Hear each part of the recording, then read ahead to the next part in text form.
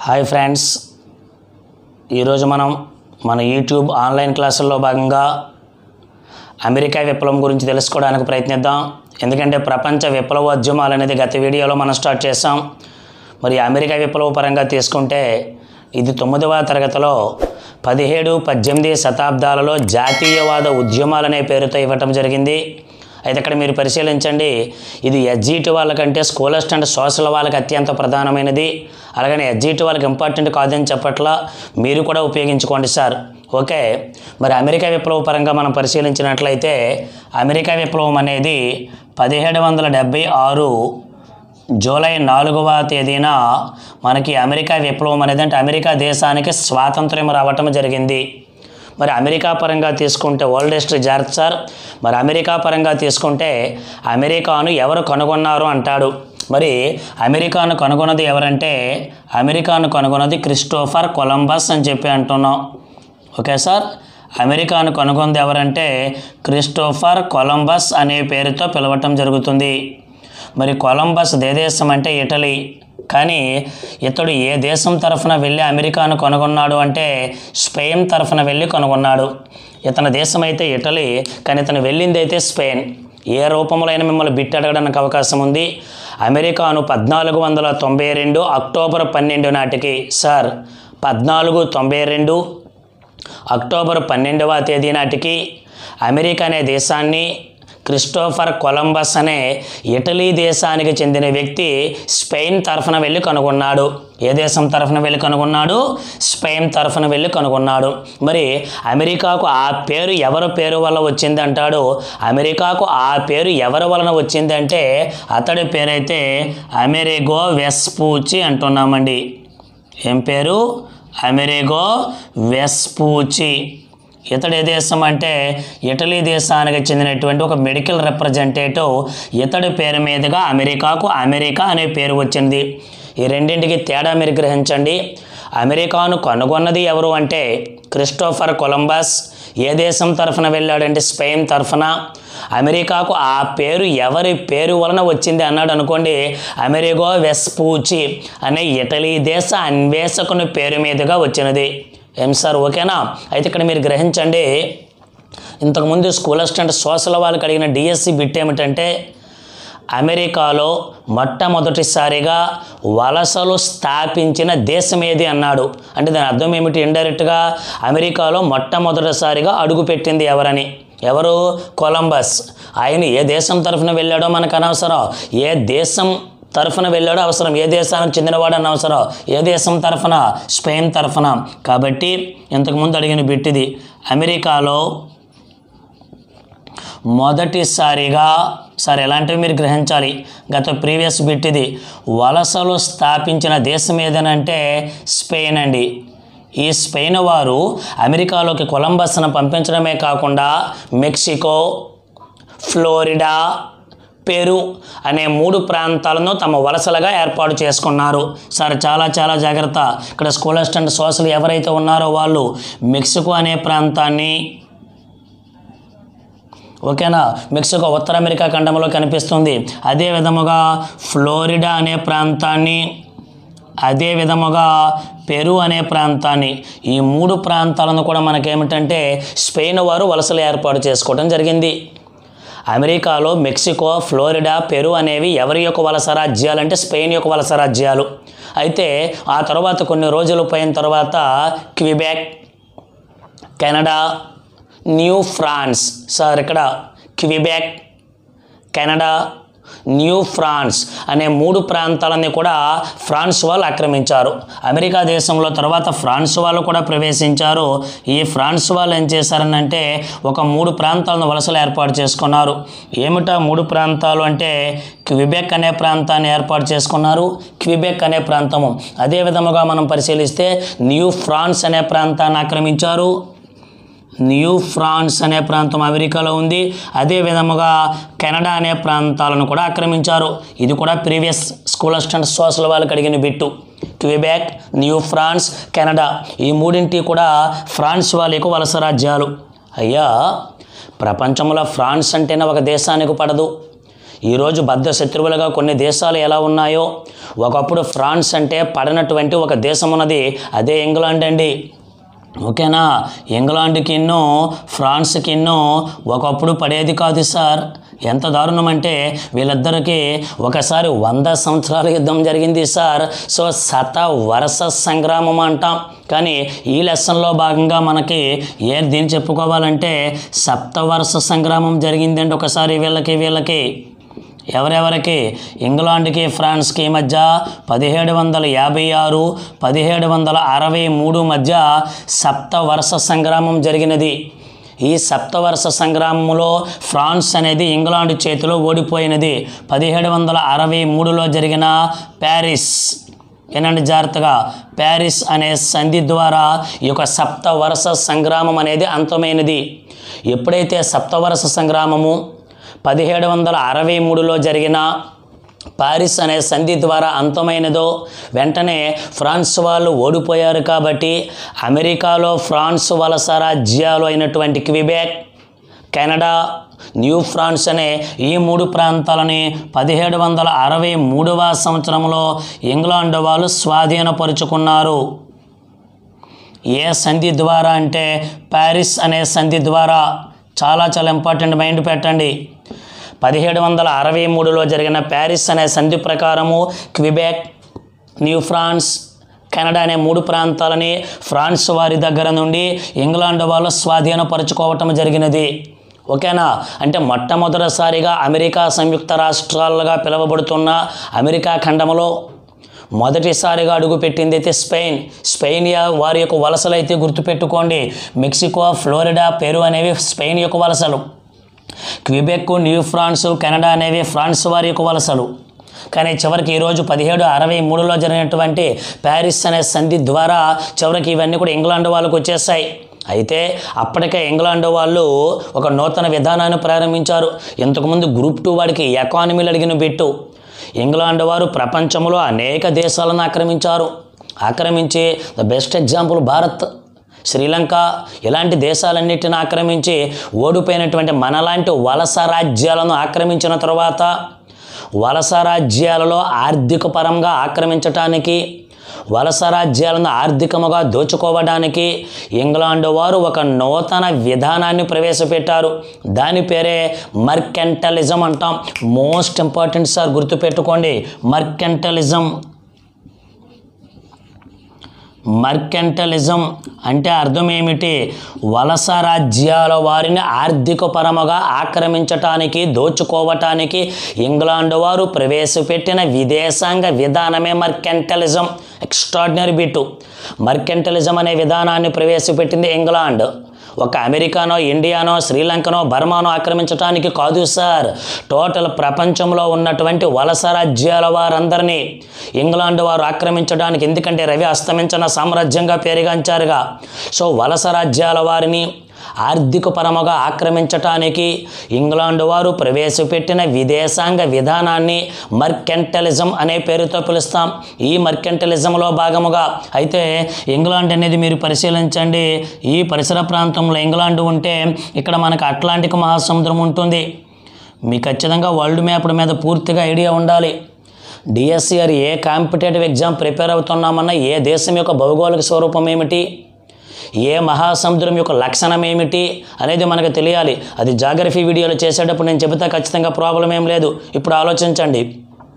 ఇంగ్లాండ్కు ఈ పశ్చిమ దిక్కులో మనకి ఈ పరిసర ప్రాంతాల్లో మనకి అమెరికా అనే దేశం ఎలా కనిపిస్తుంది అంటే, ఇప్పుడు ఇంగ్లాండ్ని కొంతమంది రాజులు పరిపాలించేవారు. ముఖ్యంగా మీకు ఇంగ్లాండ్ విప్లవం చెప్పేటప్పుడు స్టువర్ట్ వంశస్థులు. ఈ స్టువర్ట్ వంశస్థులంతా కూడా క్యాథలిక్ మత శాఖకు చెందినవారు. క్యాథలిక్ అది నచ్చినటువంటి కొంతమంది ప్యూరిటన్లు.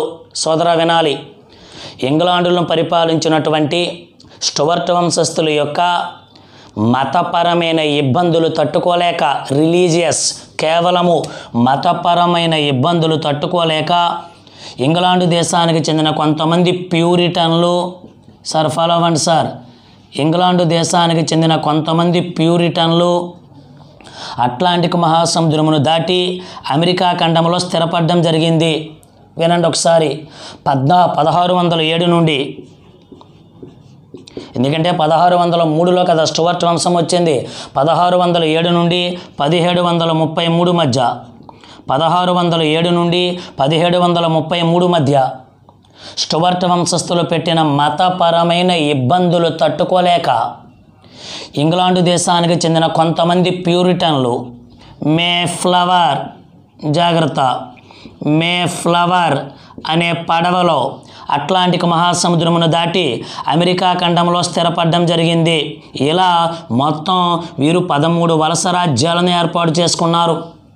ఒకటే బిట్ ఇక్కడ, ఇంగ్లాండును పరిపాలిస్తున్న స్టువర్ట్ వంశస్థులు పెట్టిన మతపరమైన ఇబ్బందులు తట్టుకోలేక ఈ దేశానికి చెందిన కొంతమంది ప్యూరిటన్లు అట్లాంటిక్ మహాసముద్రమును మేఫ్లవర్ అనే పడవలో దాటి అమెరికా ఖండంలో స్థిరపడాలని నిర్ణయించారు. అలా మొత్తం 13 వలస రాజ్యాలు ఏర్పాటు చేసుకున్నారు. ఈరోజు మీరు అమెరికా జాతీయ పతాకం చూడండి, ఖచ్చితంగా 13 లైన్స్ ఉంటాయి అక్కడ.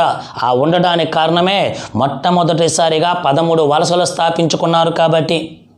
మెసాచ్యూసెట్స్, వర్జీనియా, ఫిలడెల్ఫియా, బోస్టన్, లెగ్జింగ్టన్ ఇలాంటివన్నీ వలస రాజ్యాల పేర్లు.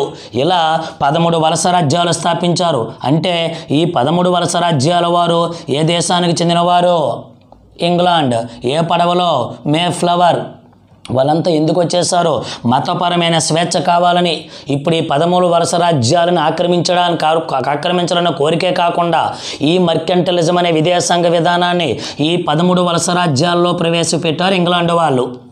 ఎంత దారుణమో చూడండి.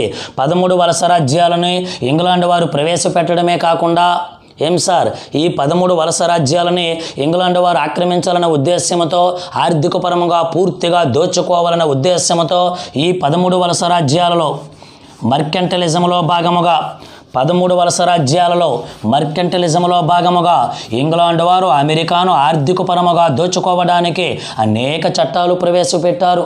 మోస్ట్ ఇంపార్టెంట్ ఈ చట్టాలు. వాడల చట్టం అన్నాము, ఊల్ చట్టం అన్నాము, హ్యాట్ చట్టం అన్నాము, ఐరన్ చట్టం అన్నాము, పంచదార చట్టం అన్నాం, కరెన్సీ చట్టం అన్నాం, స్టాంపు చట్టం అన్నాం, డిక్లరేటరీ చట్టం అన్నాం, క్విబెక్ చట్టం అన్నామండి. వినాలి జాగ్రత్తగా. అమెరికాను ఆక్రమించటానికి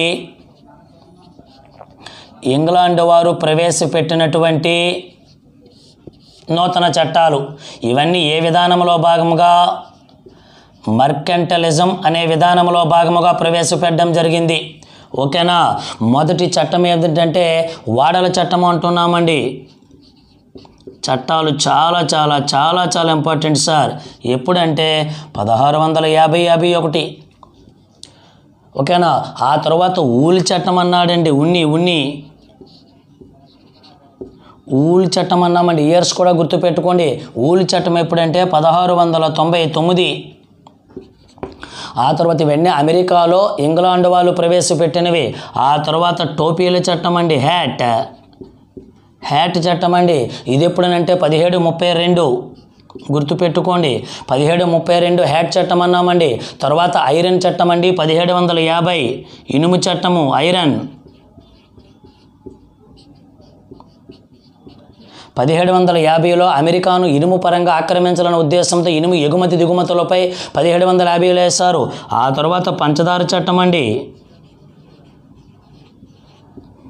1764. అన్ని చట్టాలు మీకు ఇయర్స్ చాలా చాలా ఇంపార్టెంట్. ఆ తర్వాత మీరు 6వది తీసుకుంటే కరెన్సీ చట్టం అండి 1764. ఇవన్నీ ఇంగ్లాండ్ వారు ప్రవేశపెట్టినవని ఒక ఆలోచన మీకు కలగాలి. తర్వాత ఏమో స్టాంపు చట్టం అండి. సార్ జాగ్రత్త, 1 మార్కు ఖచ్చితంగా ఇవ్వడానికి 100కు 100% అవకాశం ఉన్నది. 1765వ సంవత్సరంలో స్టాంపు చట్టాన్ని ప్రవేశపెట్టారు ఇంగ్లాండ్ వాళ్ళు. తర్వాత డిక్లరేటరీ చట్టం అండి. తరువాత మనకి డిక్లరేటరీ చట్టం అండి ఎప్పుడంటే 1766. తరువాత క్విబెక్ చట్టం అండి. ఇది ఎప్పుడు సార్ అంటే 1773. ఇది ప్రధానంగా మనం పరిశీలించినట్లయితే ఇవన్నీ కూడా ఎవరు ప్రవేశపెట్టారు? అమెరికాను వ్యతిరేకించడానికి ఇంగ్లాండ్ వారు ప్రవేశపెట్టినవి. అప్పటికే చిన్న చిన్న వలస రాజ్యాల వారన్నింటినీ ఆక్రమించిన అమెరికా వారు ఎస్, ఇంగ్లాండ్ వారు అమెరికాను మర్కంటలిజంలో భాగంగా పూర్తిగా ఆక్రమించాలన్న లక్ష్యంతో ఈ చట్టాలు ప్రవేశపెట్టారు. 1650-51 ఓడల చట్టం, 1699 ఉన్ని చట్టం. ఉన్ని కేవలము వారికి మాత్రమే ఎగుమతి చేయాలి, ఇంగ్లాండ్ వారికి మాత్రమే అని ఉన్ని ఎగుమతులపై, టోపీల ఎగుమతులపై 1732 హ్యాట్ చట్టం. 1750 ఇనుము చట్టం, ఎట్టి పరిస్థితుల్లో మిస్ చేయకండి, నానా స్కూల్ అసిస్టెంట్ సోషల్ మిస్ అవ్వకూడదు. 1750 ఇనుము ఎగుమతులపై. 1764 పంచదారి దిగుమతులపై కరెన్సీ చట్టము. ఏది జరగాలన్నా కరెన్సీకి బదులుగా బంగారు ఆభరణాలు, వెండి ఆభరణాలు ఇవ్వాలన్నారు. తర్వాత స్టాంపు చట్టం 1765. ఆ తర్వాత డిక్లరేటరీ చట్టం 1766. సో ఈ డిక్లరేటరీ చట్టం ప్రకారం మా వలస రాజ్యాలను మీరెవరయ్యా పరిపాలించడం అని చెప్పి 13 రాజ్యాల వారికి ఒక నూతన ఉత్తేజం కలిగింది. ఎందుకంటే అప్పటికే అనేక చిన్న విప్లవాల ప్రభావం కనిపించింది, ముఖ్యంగా ఇంగ్లాండ్ విప్లవం యొక్క ప్రభావం కనిపించింది. కాబట్టి చిన్న వ్యతిరేకిస్తూ ఉంటే, అనేక తిరుగుబాట్లు జరుగుతూ ఉంటే Benjamin Franklin, John Adams, Thomas Jefferson, Thomas Paine, George Washington ఇలాంటి వారి సమక్షంలో మనకేమిటంటే అనేక ఉద్యమాలు వచ్చాయి. ఉద్యమాలు రావడంతో 1766లో డిక్లరేటరీ చట్టాన్ని ప్రవేశపెట్టారు. డిక్లరేటరీ చట్టం యొక్క ప్రధాన ఉద్దేశం ఏమిటి? Previous DSC bit. ఇంగ్లాండు వారు అమెరికాలో ఉన్నటువంటి 13 వలస రాజ్యాలపైన ఎటువంటి చట్టాన్నైనా వేసే హక్కుని కలిగి ఉన్నారని, ఇంగ్లాండ్ కలిగి ఉందని ఒక ప్రత్యేకమైన విధానాన్ని ప్రకటించింది టౌన్సెండ్ అనేవాడు. కాబట్టి దీన్నే టౌన్సెండ్ విధానము అంటారు. వినాలి జాగ్రత్తగా. Direct bit. టౌన్సెండ్ విధానం ఏ దేశానికి చెందినది? అమెరికా. టౌన్సెండ్ విధానం ప్రకారము ఇంగ్లాండు వారు అమెరికాలో ఉన్నటువంటి 13 వలస రాజ్యాలపైన ఎటువంటి హక్కునైనా కలిగి ఉన్నారు, ఎటువంటి చట్టాన్నైనా ప్రవేశపెట్టవచ్చన్నారు. దీనితో అనేక మంది ఉద్యమకారులు ఏకమై సన్స్ ఆఫ్ లిబర్టీ, స్వేచ్ఛాపుత్రుల సంస్థను స్థాపించారు. మీరెవర్రా మమ్మల్ని పరిపాలించడానికి? మమ్మల్ని మేము పరిపాలించుకోలేమా? మీకు ఎందుకురా మేము పన్నులు కట్టాలి? No representation, no tax. ప్రాతినిధ్యము లేనిదే పన్నులు విధించరాదు అనే నూతన విధానంతో అమెరికా వారు ఏం చేశారనంటే స్వేచ్ఛాపుత్రుల సంస్థ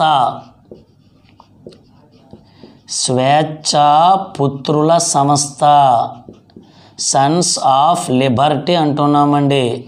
సన్స్ ఆఫ్ లిబర్టీను స్థాపించడం జరిగింది. ఇది ఒక తీవ్రవాద సంస్థ. మీరు ఇన్ని చట్టాలు ప్రవేశపెట్టారే, ఇంకా మేము తిరుగుబాటు చేస్తుంటే టౌన్సెండ్ విధానాన్ని పెడతారా? మీరు మమ్మల్ని ఆక్రమించడానికి ప్రయత్నిస్తారా? ఎవరి దగ్గర మీ మర్కంటలిజం అంటూ ఉద్యమకారులంతా, విద్యార్థులంతా ఏకమై అనేక మంది తత్వవేత్తల ప్రభావం చేత స్వేచ్ఛాపుత్రుల సంస్థను స్థాపించారు. ఎవరు స్థాపించారంటే అమెరికా. ఏ దేశానికి వ్యతిరేకంగా అంటే ఇంగ్లాండ్కు వ్యతిరేకముగా. దీనితో ఎందుకు అమెరికా ప్రజలతో హెడ్డాక్ అని చెప్పి విలియం నార్త్ అనే ఇంగ్లాండ్ దేశానికి చెందిన వ్యక్తి చట్టాలన్నీ రద్దు చేస్తానని చెప్పి విలియం నార్త్ ఒక్క తేయాకుపై మాత్రం చట్టం వేశాడు. ఎప్పుడైతే తిరుగుబాట్లు ఎక్కువవుతున్నాయో వెంటనే విలియం నార్త్ అనేవాడు చట్టాలన్నిటిని రద్దు చేసి ఓడల చట్టం, ఊల్ చట్టం, హ్యాట్ చట్టం, ఇనుపు చట్టం, పంచదార చట్టం, కరెన్సీ చట్టం, స్టాంపు చట్టం, డిక్లరేటరీ చట్టము వీటన్నింటినీ కూడా రద్దు చేసి విలియం నార్త్ అనే ఇంగ్లాండ్ వాడు ఒక్క తేయాకుపై మాత్రము పన్ను విధించడం జరిగింది. ఏందిరా ఇది? మరి ఏదైనా ఒకటే కదా. మీరెవర్రా మా అమెరికాలో ఉన్న తేయాకుపై ఇలాగ చేస్తారని చెప్పి తీవ్రంగా ఆలోచించాడు జాన్ ఆడమ్స్ అనేవాడు. ఫాలో అవ్వండి సార్. జాన్ ఆడమ్స్ అనేవాడు తీవ్రంగా ఆలోచించి ఇలా కాదని చెప్పి 1773వ సంవత్సరంలో ఆ తేయాకుపై విధించారు చట్టం అన్నామే, దాన్నే మనం క్విబెక్ చట్టం అని చెప్పి అంటున్నాం.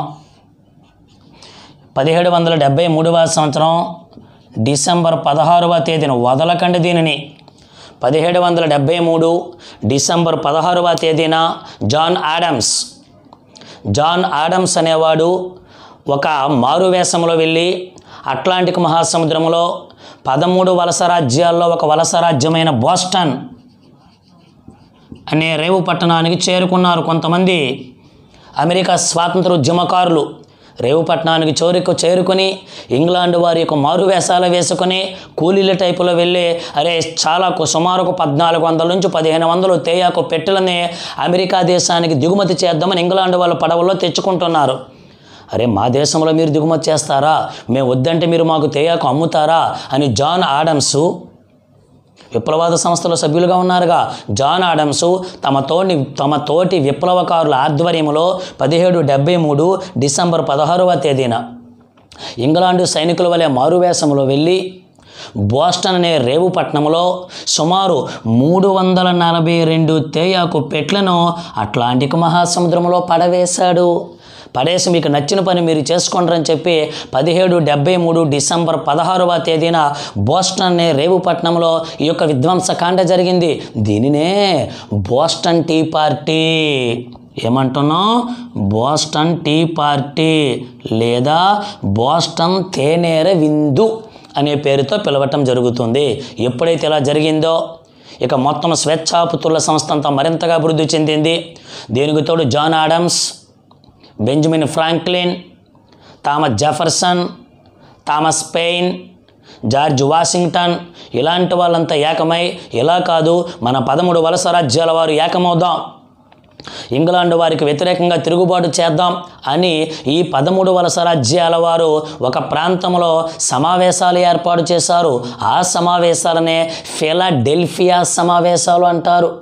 ఆ ఫిలడెల్ఫియా సమావేశంలోనే ఒకరితో ఒకరు కలవండి లేదా చావండి, ప్రాతినిధ్యము లేనిదే పన్నులు విధించరాదు ఇలాంటి స్టేట్మెంట్లు ఇచ్చి చివరకు ఒక పెద్ద యుద్ధం చేసి ఇంగ్లాండ్కు చెందిన కారన్ వాలిస్ను కూడా ఓడించి 1776 జూలై 4వ తేదీన అమెరికా దేశానికి స్వాతంత్రం తీసుకురావటం జరిగింది.